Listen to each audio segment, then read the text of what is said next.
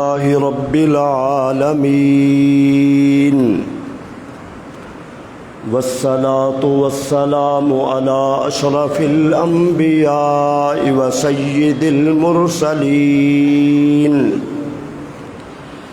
الذي كان نبيا وآدم بين الماء والطين وعلى آله الطيبين وأصحابه الراشدين أما بعد فأعوذ بالله من الشيطان الرجيم بسم الله الرحمن الرحيم ولا تهنوا ولا تحزنوا وأنتم الأعلون إن كنتم مؤمنين قال النبي صلى الله تعالى عليه وسلم الجهاد ماد إلى يوم القيامة قال النبي صلى الله تعالى عليه وسلم الاسلام يعلو ولا يعلى رب اشرح لي صدري ويسر لي امري واحلل عقدة من لساني يفقهوا قولي قال الله تبارك وتعالى في شان حبيبه مخبرا وآمرا إن الله وملائكته يصلون على النبي يا أيها الذين آمنوا صلوا عليه وسلموا تسليما اللهم صل على سيدنا ومولانا محمد وعلى آل سيدنا وأصحاب سيدنا ومولانا محمد وبارك وسلم وصلوا عليه صلاة وسلاما عليك يا سيدي يا رسول الله وعلى آلك وأصحابك يا سيدي يا حبيب اللہ۔ اللہ رب العزت کی حمد و ثنا حضور نبی رحمت شفیع امت خاتم النبیین صلی اللہ تعالی علیہ وسلم کی ذات اقدس پر درود و سلام عرض کرنے کے بعد دعا ہے اللہ رب العالمین ہم سب کو جنگ احد میں شہداء اور مجاہدین کے ساتھ محبت کرنے کی توفیق عطا فرمائے۔ اللہ ہم سب کو بھی انہی کی طرح جذبہ جہاد اور میدان جنگ میں جس طرح انہوں نے حضور سے محبت کا اظہار کیا، اللہ ہمیں اور ہماری نوجوان نسل کو بھی وہ جذبہ محبت نصیب فرمائے۔ سن 2 ہجری میں جہاد فرض ہوا، 2 ہجری میں جنگ بدر لڑی گئی اور جنگ بدر میں 70 بڑے قافل قتل ہو گئے اور 70 قیدی بنا لیے گئے۔ یہ اجڑ کے قافلہ جب مکہ مکرمہ میں پہنچا تو ہر گھر میں صف ماتم بچھ گئی اور ہر روز شام کو مختلف گھروں سے رونے کی آوازیں آتی تھی۔ اختصار سے بیان کرنا ہوتا ہے، مشورہ کیا کہ ہم پھر سے مسلمانوں کا مقابلہ کریں اور جو ہمیں بدر میں نقصان پہنچا ہے اس کی تلافی ہو جائے۔ مال و دولت جمع کیا، تجارت کے ذریعے سے بھی، ویسے بھی بڑے بڑے شعراء کو بلا کر خون کے گرمانے والے شعراء نے کلام پیش کیا تاکہ اہل مکہ کے جوان اور بوڑھے جنگ کرنے کے لیے تیار ہو جائیں۔ میرے بھائیو، آپ ذرا غور کریں کہ ایک بڑا لشکر تیار کرنے کے بعد یہاں سے مکہ مکرمہ سے چلا مدینہ منورہ، یہ 12 شوال کو احد کے قریب پہنچ گیا۔ آپ کو اطلاع ملی تو آپ نے صحابہ کرام سے مشورہ کیا کہ ہمیں مدینہ طیبہ میں رہ کر جنگ کرنی چاہیے یا کھلے علاقے میں، میدان میں؟ تو عبداللہ بن ابی جو رئیس المنافقین تھا، اس نے کہا اپنے شہر میں لڑیں، شہر کی حفاظت بھی ہوگی، بیوی بچوں کی حفاظت بھی ہوگی۔ اور کئی صحابہ نے یہی مشورہ دیا، لیکن کئی صحابہ نوجوان انہوں نے کہا حضور ہم اپنے بیوی بچوں کا دفاع کرتے ہوئے کیا جنگ لڑیں گے، ہمیں کھلے میدان میں جنگ لڑنی چاہیے۔ نبی رحمت نے یہ مشورہ مسجد نبوی میں کیا۔ پھر حضور اٹھے، گھر میں تشریف لے گئے، تلوار آپ نے زیب تن لٹکائی، مجاہدانہ انداز میں باہر تشریف لائے، فرمایا آؤ چلو ہم باہر نکلتے ہیں۔ 1000 کے قریب صحابہ کرام حضور کے ساتھ تھے۔ عبداللہ بن ابی جو رئیس المنافقین تھا وہ بھی ساتھ، اور اس کے پیچھے چلنے والے لوگ بھی ساتھ۔ جب احد کے قریب پہنچے تو ایک لشکر اور آ رہا تھا، وہ 12 کو پہنچے، حضور صلی اللہ علیہ وسلم 14 شوال کو پہنچے۔ حضور نے پوچھا یہ کون لوگ ہیں؟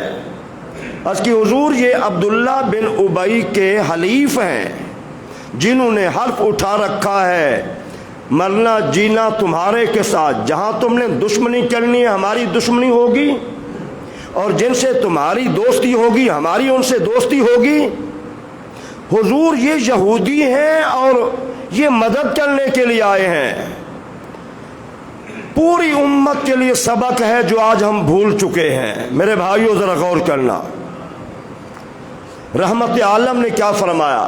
فرمایا ہم مشرکین کے مقابلے میں مشرکین سے مدد نہیں لیتے۔ یہودی بھی مشرک ہے اور کفار مکہ بھی مشرک ہیں، تو ہم ان مشرکین کے مقابلے میں مشرکین سے مدد نہیں لیتے۔ کاش پوری امت کے مسلمانوں کو یہ بات سمجھ آ جاتی تو آج ہمارے یہ حالات نہ ہوتے۔ پوری امت کو، میں صرف پاکستان کی بات نہیں، پوری امت کو یہ بات سمجھ آ جاتی تو آج ہمارے یہ حالات نہ ہوتے۔ کہا ان کو واپس کر دو، جنگ کے میدان میں تو افرادی قوت کی ضرورت ہوتی ہے۔ نبی رحمت نے فرمایا ان کو واپس بھیج دو، ان کو واپس بھیج دیا گیا۔ عبداللہ بن ابی نے کہا جب میرے دوست، میرے معاون، میرے حلیف چلے گئے میں بھی جا رہا ہوں۔ 300 آدمی اور چلے گئے، 700 بچ گئے۔ ذرا آپ سوچئے، میدان جنگ ہو، دشمن کا مقابلہ ہو، اپنے سے اندر آدمی چلے جائیں تو حوصلے پست ہو جاتے ہیں۔ تو اللہ نے فرمایا ہم نے ان کے حوصلے پست ہونے سے انہیں بچایا، اور انہیں کیا کہا؟ وَلَا تَهِنُوا وَلَا تَحْزَنُوا، تم سستی نہ کرو، غم نہ کھاؤ، لوگ چلے گئے کوئی مسئلہ نہیں ہے، وَأَنْتُمُ الْأَعْلَوْنَ، تم ہی غالب ہو اگر تم مومن ہو، اگر تم صاحب ایمان ہو۔ لوگ چلے گئے ہیں کوئی مسئلہ نہیں ہے، ادھر سے چلے گئے، تمہارے اندر سے چلے گئے تو کوئی بات نہیں ہے۔ میرے نبی اپنے صحابہ سے فرما دیجئے تم سستی بھی نہ کرو اور غم بھی نہ کرو، اللہ تمہیں فتح عطا فرمائے گا، تم ہی غالب ہو۔ چلو صحابہ کرام ان کے دل مضبوط ہو گئے، تھوڑے پہلے کمزوری پیدا ہوئی، پھر دل مضبوط ہو گئے، حوصلے میں آ گئے۔ حضور نبی رحمت جان کائنات جو مجاہدین کے حضور سردار ہیں، کائنات میں حضور سے بڑھ کر کوئی بڑا مجاہد نہیں تھا۔ آج ہم جہاد کو بھول بیٹھے۔ آج بھی ہم اگر جہاد صحیح معنی کریں تو امریکہ ہمارے سامنے کچھ بھی نہیں ہے، روس ہمارے سامنے کچھ بھی نہیں ہے۔ دنیا کی کوئی سپر طاقت مسلمانوں میں اگر جہاد کا نظریہ مضبوط ہو جائے، راسخ ہو جائے، دنیا کی کوئی قوم اس قوم کا مقابلہ نہیں کر سکتی جو پڑھتی ہے لا الہ الا اللہ محمد رسول اللہ۔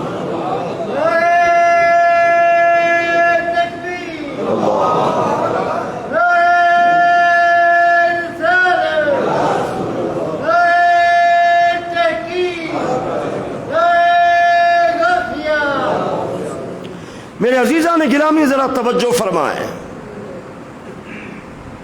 حضور نے 50 حضرت عبداللہ بن جبیر کو جھنڈا دیا، ان کی سپہ سالاری میں ایک درہ تھا، فرمایا تم یہاں رک جاؤ، جنگ کے حالات جو بنے، غالب ہو جائیں یا مغلوب ہو جائیں، تم نے یہ درہ نہیں چھوڑنا۔ ان کو بار بار ہدایات دی حضور صلی اللہ علیہ وسلم نے، یہ درہ نہیں چھوڑنا۔ اور یہ جنگ کہاں لڑی گئی؟ احد پہاڑ پہ۔ حضور نے اس کے متعلق کیا فرمایا؟ احد یحبنا ونحبہ، احد ہم سے محبت کرتا ہے اور ہم احد سے محبت کرتے ہیں۔ سوچئے، جس میرے نبی رحمت کو پہاڑ کی کیفیت اور محبت کا علم ہے، تو اگر امتی محبت کرے تو حضور اس دل کو نہیں جانتے؟ اگر پتھر اور پہاڑ کی محبت سے میرا نبی باخبر ہے، واقف ہے، تو امتی کی محبت سے بھی حضور واقف اور باخبر ہے۔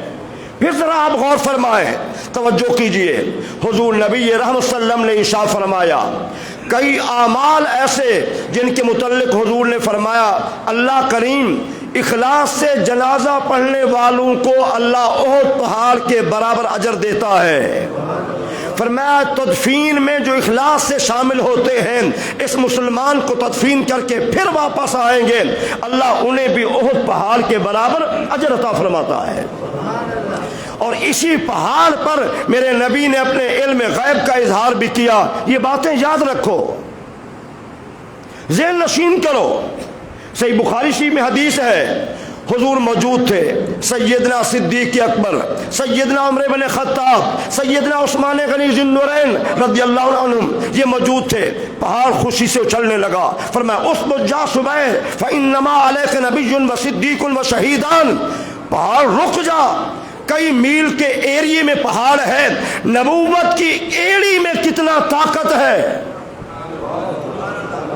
نبوت کی ایڑی میں کس قدر طاقت ہے۔ فرمایا پہاڑ رک جا، تجھے پتہ نہیں تیرے اوپر اللہ کا نبی بھی ہے اور ایک صدیق بھی ہے اور 2 شہید بھی ہے۔ لوگ کہتے ہیں نبی کو خبر ہی کوئی نہیں ہے، نبی کو علم ہی کوئی نہیں ہے، یہاں تک کہہ دیا نہ اپنی موت کا علم نہ کسی اور کی موت کا علم۔ حضور نے تو واضح فرما دیا، پہاڑ کا زلزلہ رک گیا۔ میں کہتا ہوں 1 کروڑ بندہ، 1 کروڑ کا 1 ارب بندہ بھی کسی پہاڑ پہ کھڑا ہو جائے، زلزلہ آ جائے، وہ روکنا چاہے تو نہیں روک سکتے، سارا زور لگا لیں نہیں روک سکتے۔ نبی کی ایڑی میں کتنا طاقت ہے کہ آپ نے 1 ایڑی ماری، زلزلہ ختم ہو گیا۔ طاقت ہے کہ نہیں ہے؟ کیا پھر ہم اور نبی برابر ہو گئے؟ ہم نے سمجھا نہیں حضور کے مقام کو۔ چلو مختصر کچھ واقعات میں کر دیتا ہوں۔ اس جنگ احد میں مسلمانوں کا پہلا حملہ اس قدر شدید تھا، کفار مرد عورتیں بھاگنے پہ مجبور ہو گئے، اور انہی شیر دل نوجوانوں میں حضور کے چچا سیدنا امیر حمزہ رضی اللہ تعالی عنہ بھی موجود تھے، جن کے متعلق یہ حضور کے ساتھ 2 رشتے ان کے، ایک چچا بھی ہیں اور دوسرے رضائی بھائی بھی ہیں۔ حضرت سویبیہ کا دودھ حضرت امیر حمزہ نے پیا، پھر حضور نے بھی ان کا دودھ پیا، حضور کے ساتھ ڈبل رشتہ ہے۔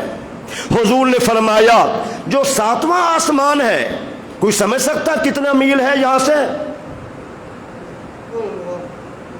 جتنا زمین سے آسمان کا فاصلہ ہے اتنا ہر آسمان میں فاصلہ ہے۔ تو حضور نے فرمایا 7ویں آسمان پہ میں نے کیا دیکھا؟ حمزہ بن عبد المطلب اسد اللہ و اسد رسول۔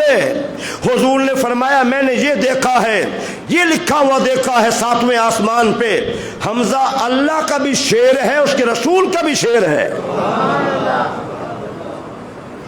یہ کلمات حضور کے سیدنا امیر حمزہ اپنے چچا کے لیے ہیں، فرمایا وہ اللہ کا بھی شیر ہے اور اس کے رسول کا بھی شیر ہے۔ آپ ذرا غور فرمائیں، اسی جنگ احد میں آپ شہید ہو گئے۔ آپ کے متعلق بیان کروں تو کئی جمعے صرف آپ کی عظمت کے حوالے سے۔ چلو، سب سے زیادہ بے دردی سے آپ کو شہید کیا گیا، कलेजा निकाला गया, कलेजे को चबाया गया, जिनके जिस्म के टुकड़े किए गए। ये वो शख्सियत हैं जो उनके देख कर हुजूर सल्लम खुद रो पड़े थे। इसी जंग में जब क्या हुआ, अव्वलन इतना बड़ा हमला मुसलमानों का जब वो दौड़े तो सहाबा किराम भी दौड़े माले गनीमत लेने के लिए। ये जो दर्रे पे हुजूर सल्लम ने सहाबा को फरमाया था, ये दर्रा नहीं छोड़ना, ये दर्रा नहीं छोड़ना। तवज्जो, हुजूर की हिदायत थी, लेकिन जब नक्शा बदल गया, जंग का माहौल बदल गया, मुसलमान गालिब होने लगे, उनका माले गनीमत जो उनके लिए जायज़ था, हलाल था, किसी के ज़हन में ना आए वो तो कब्जा कर रहे थे। नहीं नहीं, उनके लिए माले गनीमत अल्लाह की जानिब से जायज़ और हलाल था। जब भागे थोड़े सहाबा रह गए। खालिद बिन वलीद ने दूसरा रास्ता लिया, दर्रे को देखा, ये दर्रा बैक पे बनता था, देखा वहां तो चंद सहाबा है। हज़रत अब्दुल्ला बिन जुबैर रोकते रहे, वहां से हमला किया, सबको शहीद कर दिया। और फिर इतना बड़ा जोरदार हमला किया हुजूर की जात पर, सहाबा किराम पर। कुछ सहाबा किराम दौड़े भी सही, मैदान से बाहर भी गए, हुजूर ने बुलाया फिर आ भी गए। तो अब उसमें वाक़यात देखें, ईमान ताज़ा होता है। ज़रा अपने ईमान पे भी गौर करें कि आज हम में से हर बंदा कहता है कि मैं बड़ा साहिब ईमान हूं, लेकिन सहाबा किराम का ईमान देखिए।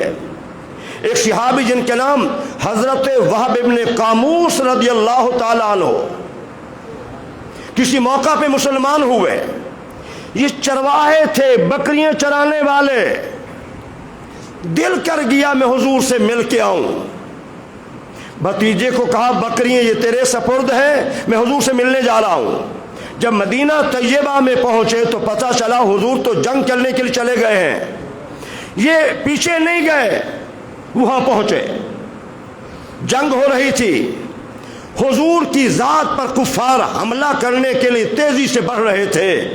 हुजूर ने फरमाया कौन है जो उनको पीछे हटाए और जन्नत में मेरा साथी बन जाए। हजरत वहब इब्ने कामूस आगे बढ़े, दुश्मनों को पीछे हटा दिया। फिर वो आगे बढ़े, हुजूर ने फिर फरमाया, उन्हें पीछे हटा दिया। तीसरी मरतबा फिर आगे बढ़े, हुजूर ने फिर फरमाया।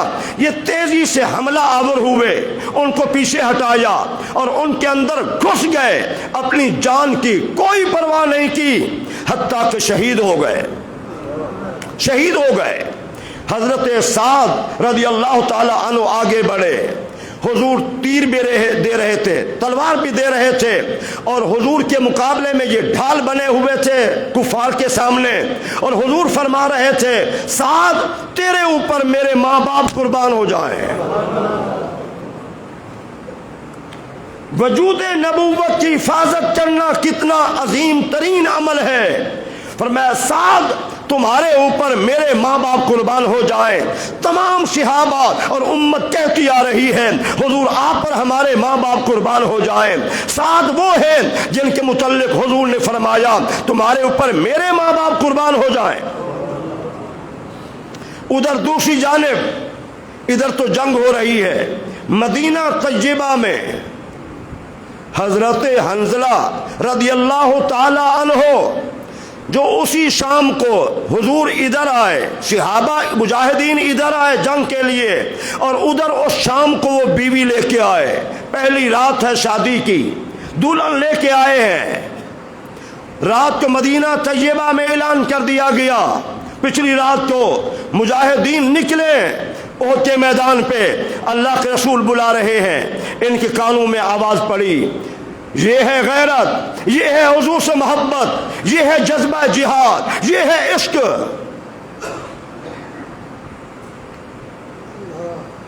आंख खुली, ऐलान सुना, बीवी से कहा अच्छा इजाजत। कहा मैं तो आपके लिए आई हूं, एक रात हुई है। कहा तो मेरे लिए आई हो, मैं हुजूर के लिए जा रहा हूं। नई नवेली दुल्हन को छोड़ दिया, गुस्ल करना फर्ज था, इसको भी छोड़ दिया।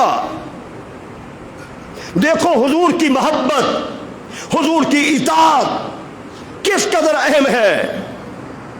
میں دکھ سے کہہ رہا ہوں, افسوس سے کہہ رہا ہوں, ہمارے مسلمان اپنے سیاسی قائدین کے جلسوں میں ایک ایک دن رات پہلے پہنچ جاتے ہیں, ڈیرے پہلے لگا لیتے ہیں, لیکن مسلمانوں کو مسجد کی خبر نہیں ہے کہ ہم پہلے جلدی مسجد میں پہنچ جائیں.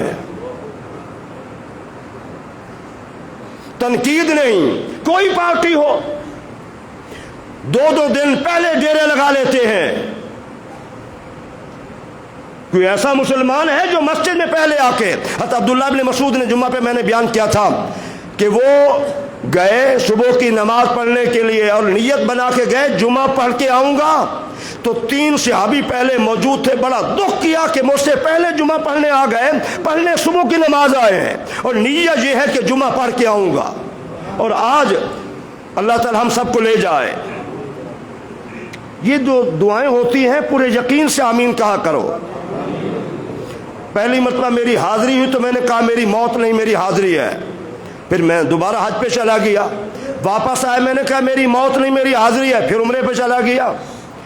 چوتھی مرتبہ پھر میں گیا, میں نے کہا میری موت نہیں ہے حاضری ہے. اب بھی کہہ رہا ہوں میری موت نہیں ہے. مجھے اتنا یقین کامل ہے. اپنے ایمان میں یقین پیدا کرو, تمہاری زبان سے جب بات نکلے گی اللہ پوری کر دے گا. ٹھیک ہے نا؟ تو آپ ذرا غور کریں کہ وہ کس قدر مسجد سے یہاں آدھا گھنٹہ 1 گھنٹہ مسلمان کے لیے مسجد میں بیٹھنا مشکل ہو گیا ہے. ہم کہاں پہنچ گئے؟ وہ مجاہدین کو دیکھیں ذرا. ہماری سیاسی جو وابستگیاں ہیں, تمام جماعتیں اپنے قائدین کے لیے خجل ہوتے ہیں, ذلیل و رسوا ہوتے ہیں, لیکن اتنا ٹائم دیتے ہیں, کوشش کرتے ہیں. مسلمان وہ بڑے لوگ سیاستدان, میں ذمہ داری سے کہہ رہا ہوں, مسجد میں آنا توہین سمجھتے ہیں. مسجد میں آنا توہین سمجھتے ہیں.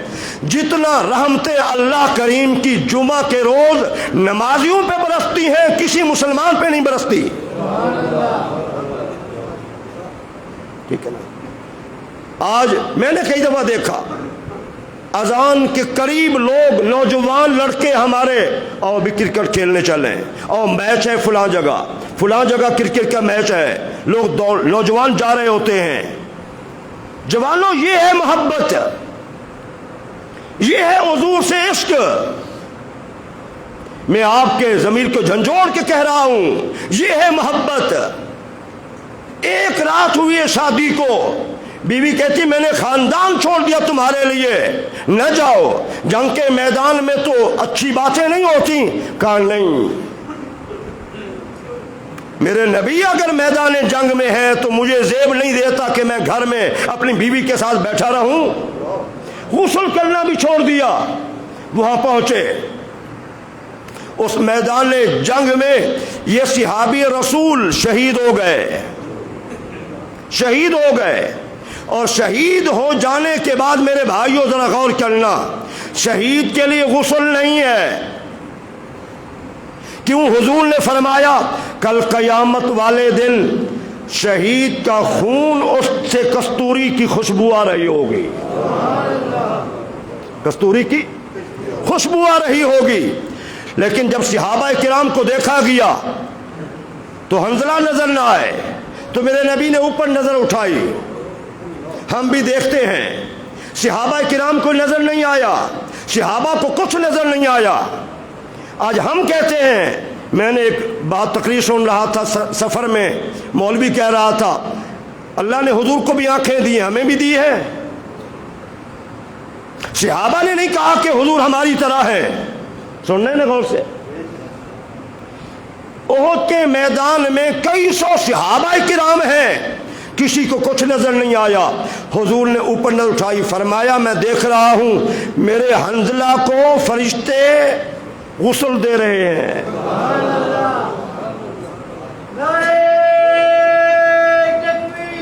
اللہ اکبر.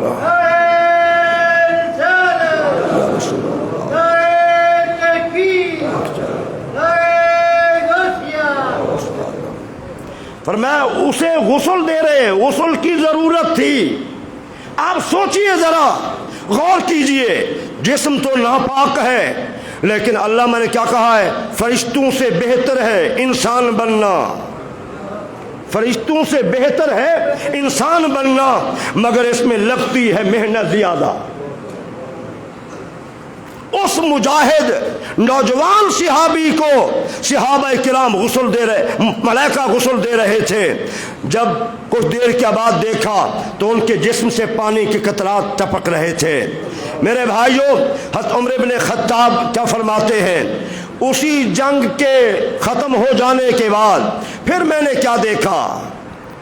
اللہ کے رسول حضرت وہب ابن قابوس رضی اللہ تعالی عنہ جو بکریوں کے چرواہے تھے، حضور پہ اپنی جان کو قربان کر دیا، حضور ان کے سرانے کھڑے تھے اور حضور فرما رہے تھے، آپ بھی سنیں ذرا، ایمان کی تہ تک یہ بات اثر کرتی ہے۔ حضور اپنی زبان نبوت سے فرما رہے تھے، وہب تجھ سے اللہ راضی ہو، میں تجھ سے راضی ہوں، وہب تجھ سے اللہ راضی ہو، میں تجھ سے راضی ہوں۔ آپ ذرا غور فرمائیں، حضرت عمر بن خطاب کہتے ہیں مجھے کسی کے عمل پہ رشک نہیں آیا، جس طرح اس کے عمل ہیں میرے عمل بھی ایسے ہوں، اس لیے کہ اللہ نے مجھے بڑے بڑے عمل کرنے کا موقع دیا ہے۔ لیکن اس دن میں بھی کہہ رہا تھا کاش اس کی جگہ میں ہوتا اور حضور فرما رہے ہوتے، عمر میں تجھ سے راضی ہوں، اللہ تجھ سے راضی ہے۔ میرے بھائیوں، اسی جنگ میں آپ ذرا غور کریں، اگر میں عورتوں کے واقعات بیان کروں، ایک صحابیہ تشریف لائیں، حجاب میں آئی ہیں، ان کا غالباً بیٹا یا بھائی شہید ہو گیا تھا، پھر بھی حجاب پہن کے آئی ہیں۔ تو صحابہ نے کہا کیسی خاتون ہے، اس کو اب بھی اپنے پردے کی فکر پڑی ہوئی ہے۔ تو سنو میرے بھائیو، ذرا غور کرو ذرا، آج پردہ ہماری خواتین نے ختم کر دیا ہے، سیاسی جلسوں کی رونق بنی ہوئی ہے، جس جلسے کو دیکھو ہم کہتے ہیں کوئی بات نہیں ہے، نہ ایسا نہ کیا کرو، اگر میں قرآن و حدیث بیان کروں تو پھر غور ضرور کیا کرو۔ جب صحابہ نے کہا اس کا اتنا بیٹا یا بھائی شہید ہو گیا ہے، اب بھی اس کو حجاب کی ضرورت ہے، اس نے سن لیا۔ اس صحابیہ نے کہا کہ میرا بھائی یا بیٹا شہید ہوا ہے، میرا حیا تو ختم نہیں ہوا۔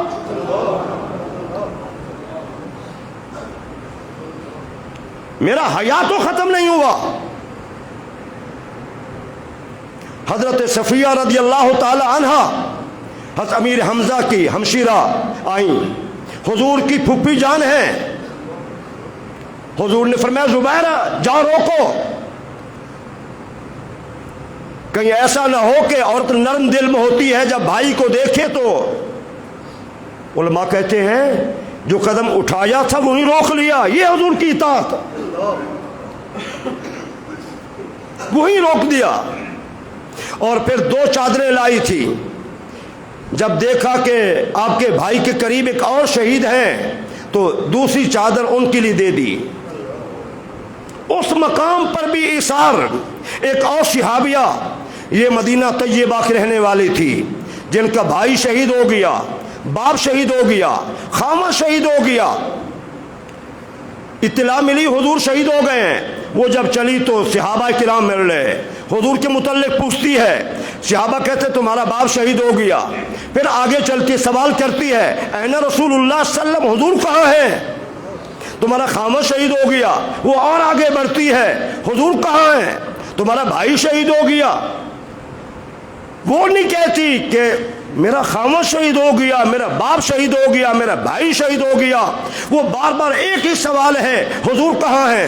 جب حضور سامنے نظر آئے، کیسی عظیم خاتون تھی، محبت دیکھیں، جذبہ دیکھیں، حضور سے انس دیکھیں، کہا کل مصیبت بعدک جلل، حضور جب آپ زندہ ہے تو کوئی مصیبت ہی نہیں ہے، کوئی مصیبت ہی نہیں ہے۔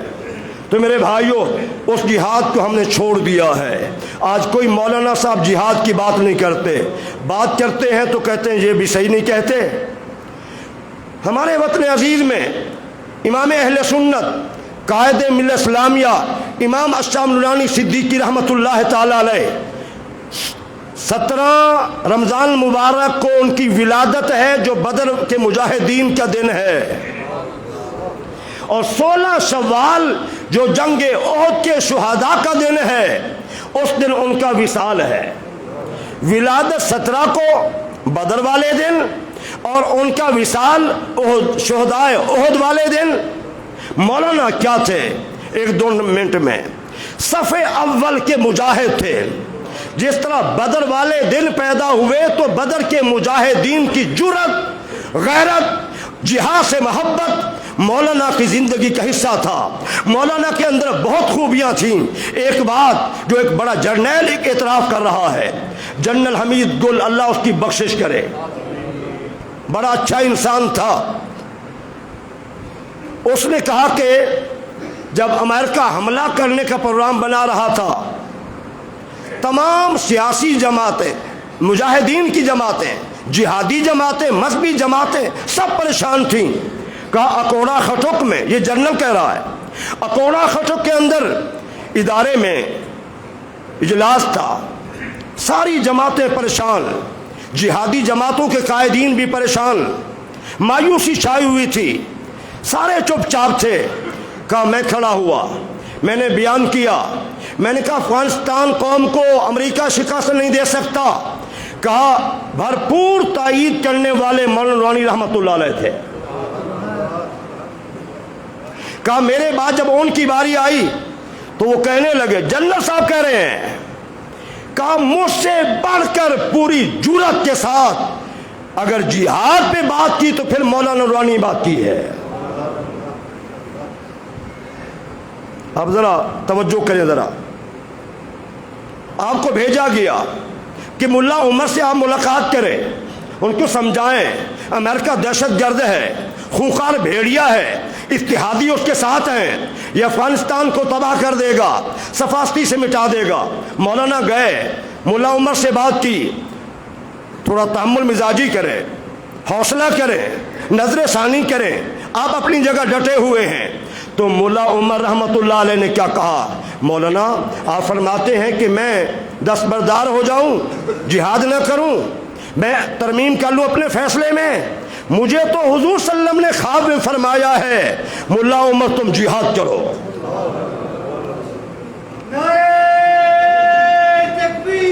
اللہ اکبر، یا رسول اللہ، جا رہے ہیں، تم جہاد کرو۔ جب مولانا نے سنا فرمایا پھر ہم آپ کے ساتھ ہیں، ہم آپ کے ساتھ ہیں۔ ہمارے پاکستان کے، ہمارے مسلک کے علماء، مجھے دکھ ہوتا ہے کسی میں دانشوری نہیں، بصیرت نہیں، سب علماء ان کو دہشت گرد کہہ رہے تھے۔ مولانا فرماتے تھے یہ دہشت گرد نہیں ہے۔ ان کی وجہ کیا ہے بتائی؟ اگر یہ دہشت گرد ہوتے روس کے مقابلے میں تباہ ہو چکے ہوتے، روس نے سارا زور لگا لیا۔ مولانا فرماتے تھے یہ مجاہدین ہیں، امریکہ قبرستان ثابت ہوگا افغانستان۔ اور پھر جب وقت آیا تو سب نے دیکھ لیا، پوری دنیا نے دیکھ لیا، 40 سے زائد ممالک امریکہ کے اتحادی تھے، امریکہ رسوا ہو کے نکلا ہے، افغانستان باقی ہے۔ باقی ہے کہ نہیں؟ تو جہاد بڑی طاقت ہے۔ ہمارے حکمران تو چھوڑ گئے، سب ڈرامے ہیں سب حکمرانوں کے، یہ اسلام سے، جہاد سے مخلص نہیں ہے۔ اور ہمارے علماء چھوڑ گئے بات کرنا، ہمارے پیر تو ان کو خبر ہی کوئی نہیں ہے، ان کو صرف رسمیں ادا کرنے کی۔ مجھے ایک دوست بتا رہے تھے، میں چلا گیا سیمن شریف تو مجھے رسالہ ملا، تو رسالے میں کیا ملا؟ صبح نماز کے بعد اس کا اتنا دیر ڈھول بجانا ہے، دوپہر کو اتنا دیر، پھر بھنگڑا بھی ڈالنا ہے، ڈھول بجانا ہے، پھر شام کو ایسے کرنا ہے۔ کہا پورے رسالے میں نہ تو نماز کی بات، نہ تو دین کی بات، نہ قرآن و سنت کی بات۔ کہا مجھے کہیں جماعت نظر نہیں آئی کہ جماعت ہو رہی ہو، تو جہاد کی بات کیسے ہوگی؟